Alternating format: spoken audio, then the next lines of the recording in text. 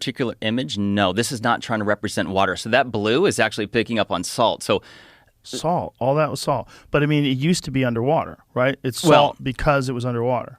That's what I believe, and that's what makes the most sense to me. Others will disagree, and let me tell you why. It is currently 1,300 feet above sea level. It's 250 miles inland.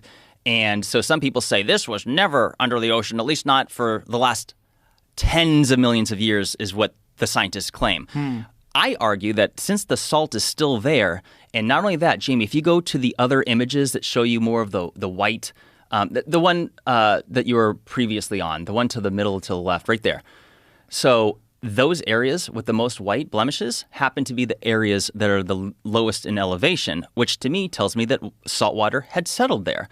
But not only that, Joe, Atlantis was said to be, like we said, multiple rings of, water and land.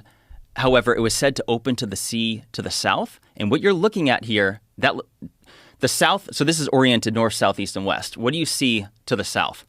And especially if we could get another... This is a very flat area that looks like it's the lowest elevation. Like around it looks like it's higher. I mean, it's hard to tell from this image. Jamie, will you Google map it? Just type in...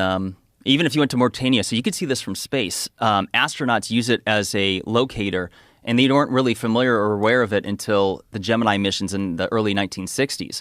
So if you go to... if you just go to Google Earth, you'll be able to find this quite quickly. It stands out.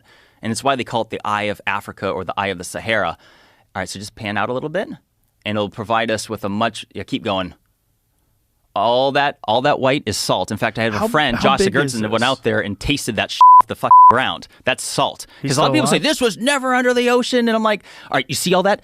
Even Randall Carlson himself, which let me just say, he, for a few reasons... he favors the Azores. He doesn't think this is likely to be the location for a few reasons. He favors what? The Azores, the island chain, which would be it's. And he thinks that was Atlantis. He to him, he's partial towards that.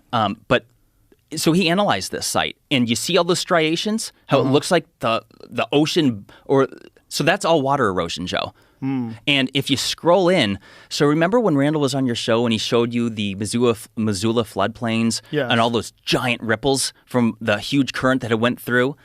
This is here. So scroll in, right there where your cursor is, Jamie. Scroll right in.